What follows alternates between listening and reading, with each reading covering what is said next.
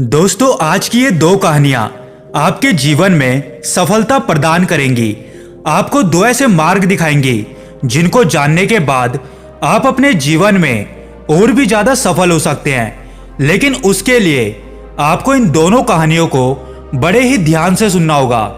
दोस्तों, महात्मा बुद्ध आत्मज्ञान की प्राप्ति से पहले एक अनजान की तरह प्रश्न पूछा करते थे, जैसे कि उन्हें कुछ पता ही ना हो। वो हर चीज से खुद को अनजान मानते थे। उन्होंने हर चीज को सीखने की इच्छा रखी, जिस कारण आज वो क्या है ये हम सभी जानते हैं। ठीक उसी प्रकार एक और महान व्यक्ति थे जिनके बारे में आपको जानना जरूरी है। तो आज की यह कहानी उन्हीं के बारे में है। एक बार किसी नगरी में एक गुरु रहा करते थे। उन गुरु के कई शिष्य थे और वो अपने शिष्यों को कुछ समझा रहे थे। लेकिन उन शिष्यों में एक ऐसा मूर्ख भी था जिसे कुछ भी ज्ञान नहीं था, या फिर इसे आप यूं भी कह सकते हैं कि वो एक समय पे एक ही काम कर सकता था। गुरु का मानना था कि वो शिष्य कोई भी काम नहीं कर सकता, लेकिन वो उनका शिष्य भी था, जिस वजह से वो उसका दिल नहीं दुखाना चाहते थे। लेकिन गुरु और बाकी के सभी शिष्य ये जानते थे कि वो बिल्कुल नासमझ है। एक बार वो गुरुवर एक तालाब की ओर स्नान करने जा रहे थे। उन्होंने सोचा कि क्यों ना मैं इस शिष्य को अपने साथ ले जाऊं। वैसे भी ये किसी काम का तो है नहीं, ये हर काम को उल्टा ही कर देता है। इसे मैं जो भी काम देता हूं ये उसे बर्बाद ही कर देता है। गुरुजी उससे बहुत ही तंग आ चुके थे। उसकी चेतना बड़ी ही साधारण थी। अगर उसे कोई एक साथ दो काम दे दे तो वो एक भी काम को ढंग से नहीं कर पाता था। इसलिए गुरुवर उसे अपने साथ ही लेकर चले जाते हैं। वो दोनों नदी के किनारे पहुंचते हैं। वहां पहुंचकर गुरु स्नान करने के लिए चले जाते हैं और जाते समय गुरुजी अपने वस्त्र निकालकर उस मूर्ख शिष्य को पकड़ा देते हैं और उससे कहते हैं कि चाहे कुछ भी हो जाए, तुम इन कपड़ों को नीचे जमीन पर मत रखना, क्योंकि ये जमीन गीली है। अगर तुम इन्हें जमीन पर रखोगे तो ये सारे कपड़े गंदे हो जाएंगे, और वैसे भी मुझे स्नान करके अभी कहीं जाना भी है, इसलिए इन कपड़ों को तुम बिल्कुल भी नीचे मत रखना। गुरुवर ने इस बात को अपने उस मूर्ख शिष्य के सामने कई बार दोहराया। वो शिष्य अपने गुरुवर से कहता है, ठीक है गुरुवर, मैं इन वस्त्रों को अपने हाथ में ही पकड़ के रखूंगा जब तक कि आप आ नहीं जाते। लेकिन इसके बाद भी वो गुरुवर बार बार एक ही बात दोहरा रहे थे कि इन वस्त्रों को नीचे मत रखना, क्योंकि वो जानते थे कि ये हर काम को उल्टा ही कर देता है। इतना कहकर वो गुरुवर स्नान करने के लिए चले जाते हैं। स्नान करने के बाद वो गुरुवर तालाब से बाहर आ रहे होते हैं, तो उनको देखकर उस शिष्य को ऐसा लगता है कि मानो वो उसे अपने पास बुला रहे हैं। वो शिष्य तुरंत उन कपड़ों को नीचे रखता है और दौड़ा दौड़ा अपने गुरुवर के पास जाता है और उनसे कहता है कि कहिए गुरुवर, आपने मुझे बुलाया। अपने शिष्य की इस हरकत को देखकर गुरुवर को बड़ा क्रोध आता है और वो क्रोध में अपने उस शिष्य से कहते हैं कि मूर्ख, मैंने तुम्हें कब बुलाया? मैंने तुम्हें कहा था ना कि इन वस्त्रों को जमीन पर मत रखना। ये जमीन गीली है और गीली मिट्टी लगने के कारण ये वस्त्र गंदे हो जाएंगे। मैंने तुम्हें पहले ही बताया था कि मुझे स्नान करके कहीं और भी जाना है, लेकिन तुमने इन कपड़ों को पूरा गंदा कर दिया। इसमें अब पूरी मिट्टी लग चुकी है। अपने कपड़ों को देखकर उन गुरुवर को और भी ज्यादा क्रोध आ जाता है और वो अपने शिष्य से कहते हैं कि तुम्हारा कुछ भी नहीं हो सकता, तुम ऐसे ही रहोगे, तुम जीवन में कुछ भी नहीं कर सकते।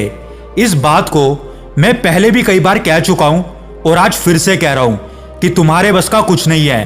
तुम मूर्ख थे और मूर्ख ही रहोगे। तुम किसी भी काम को ढंग से नहीं कर सकते।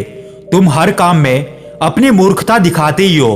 गुरुवर क्रोधित होकर अपने उस शिष्य पर चिल्लाए ही जा रहे थे और वो शिष्य चुपचाप खड़ा होकर अपने गुरु की सारी बातें सुना जा रहा था। वो शिष्य अपने गुरु से कहता है कि गुरुवर, मुझसे गलती हो गई। मुझे लगा आप मुझे बुला रहे हैं, जिस कारण मैंने इन कपड़ों को नीचे रख दिया और दौड़ा दौड़ा आपके पास चला आया। मुझसे गलती हो गई गुरुवर, मुझे क्षमा कर दीजिए और मुझे कोई दूसरा काम दीजिए। आप देखना कि मैं उस काम को पूरा करके ही दिखाऊंगा। अपने शिष्य के मुंह से इस बात को सुनकर उन गुरुवर को और भी ज्यादा क्रोध आ जाता है। तभी वो गुरुवर देखते हैं कि पास ही में एक बहुत बड़ी चट्टान थी और उसके आसपास छोटे छोटे पत्थर रखे हुए थे। गुरु ने छोटे छोटे पत्थरों को उठाया और अपने शिष्य को देते हुए कहा कि जब तक मैं वापस नहीं आ जाता तब तक तुम इस चट्टान में इन छोटे छोटे पत्थरों से राम राम लिखते रहो। और इतना कहकर गुरुवर क्रोध में वहां से चले जाते हैं। वो शिष्य अपने गुरु की बात मान लेता है और उन छोटे छोटे पत्थरों से उस चट्टान पर राम राम लिखने लग जाता है। शाम को गुरुवर जब अपने आश्रम में लौटते हैं तो उन्हें इस बात का एहसास होता है कि आज उन्होंने कुछ ज्यादा ही अपने शिष्य पर चिल्ला दिया। फिर वो अपने अन्य शिष्यों से पूछते हैं कि वो शिष्य कहाँ है। वो अन्य शिष्य कहते हैं कि गुरुवर, वो तो सुबह आप ही के साथ गया था, आप ही तो उसे अपने साथ लेकर गए थे, तब से वो वापस नहीं लौटा है। तभी गुरुवर को याद आया कि उन्होंने तो अपने उस शिष्य को उस चट्टान के पास छोड़ दिया है। वो दौड़े दौड़े उस तालाब के पास जाते हैं और देखते हैं कि उनका शिष्य अभी भी उस चट्टान पर राम राम लिखा जा रहा था।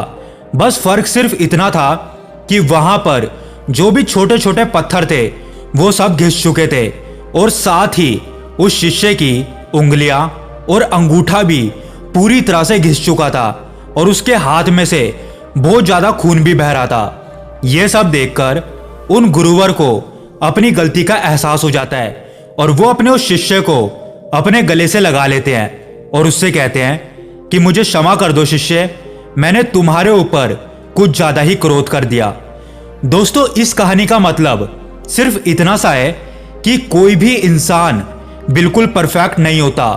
हर इंसान में कोई ना कोई कमी जरूर होती है, लेकिन हमें उसकी कमियां ना देखकर उसकी अच्छाइयां देखनी चाहिए।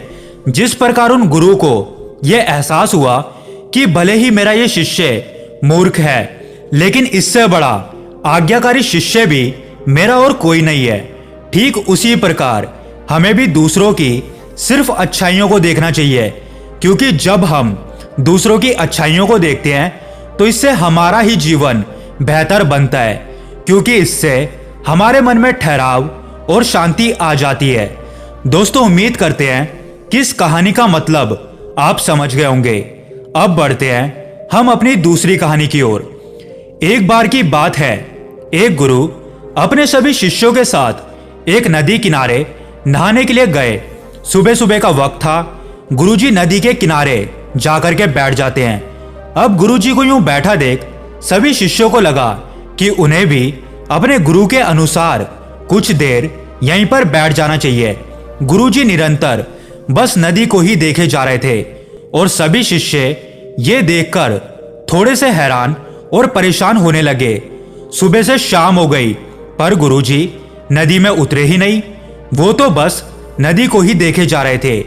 सभी शिष्य ये सब देखकर बहुत ही व्याकुल होने लगे, लेकिन गुरुजी के सामने कौन बोलता। यह सोचकर सभी शिष्य वहां पर शांत बैठे रहे। लेकिन एक शिष्य का सब्र का बांध टूट गया और उसने बड़े ही प्रेम से गुरुजी से पूछ ही लिया कि गुरुजी, हम इस नदी में कब उतरेंगे? आप किसका इंतजार कर रहे हैं? तब गुरुजी ने उसकी तरफ देखा और कहा कि जब इस नदी का भाव बंद हो जाएगा तब हम इस नदी में उतरेंगे। सभी शिष्य उनका यह जवाब सुनकर बहुत ही हैरान हो गए। बात उनकी समझ में नहीं आ रही थी। तभी एक और शिष्य ने अपनी शंका व्यक्त करते हुए गुरुजी से कहा, लेकिन गुरुजी, ये कैसे हो सकता है? ये एक नदी है और नदी का भाव बंद कैसे हो सकता है? ये तो नामुमकिन है। फिर गुरुजी थोड़ा सा मुस्कुराए और बोले कि ये ही तो आज की सीख है। ये जिंदगी बिल्कुल इस बहती हुई नदी के जैसी है, जो कभी किसी के लिए नहीं रुकती, बस निरंतर बहती रहती है और आगे बढ़ती रहती है। अब मर्जी तुम्हारी है कि तुम इस नदी के साथ आगे बढ़ते हो या फिर डर कर, हार कर, घबरा कर एक जगह पर बैठे रहते हो। इस नदी की बहती हुई लहरें बदलते हुए वक्त की तरह है, और वक्त चाहे जैसा भी हो, अच्छा या बुरा, वो बदलता जरूर है। इसलिए अगर तुम्हारा वक्त कभी बुरा हो तो हौसला रखना, और चाहे कुछ भी हो जाए, बस किसी भी परिस्थिति में कभी हिम्मत मत हारना। जिंदगी की इस नदी में आगे बढ़ते रहना, क्योंकि वक्त बदलने में देर नहीं लगती। बुरा वक्त सिर्फ तुम्हारी ही जिंदगी में नहीं, बल्कि सभी की जिंदगी में आता है। बस फर्क सिर्फ इतना है कि कोई बिखर जाता है तो कोई निखर जाता है। जिसकी सोच सकारात्मक है और जिसमें सीखने का जज्बा है, वो बुरे से बुरे वक्त में भी हमेशा अच्छाई को देखता है। ठीक वैसे ही जैसे कोई रात के अंधेरे में चमकते हुए तारों को देखता है। सुख और दुख इस जिंदगी रूपी नदी की लहरें हैं, जो हर पल बनती रहती हैं और मिटती रहती हैं। लेकिन तुम एक लहर नहीं, तुम इस जल की तरह हो, जो हर समय बस बहता रहता है और बिना थके बिना रुके बस आगे बढ़ता रहता है। तो इसलिए अगर तुम्हारी जिंदगी में कभी बुरा वक्त आए तो कभी घबराना मत। बस एक बात हमेशा याद रखना कि ये हमेशा के लिए रहने वाला नहीं है, क्योंकि बुरे वक्त का भी एक दिन बुरा वक्त आता है। दोस्तों, उम्मीद करते हैं कि आज की ये कहानियां आपको पसंद आई होगी। अगर आप आगे भी ऐसी कहानियां सुनना चाहते हैं तो हमारे इस चैनल को सब्सक्राइब करके जरूर जाएं।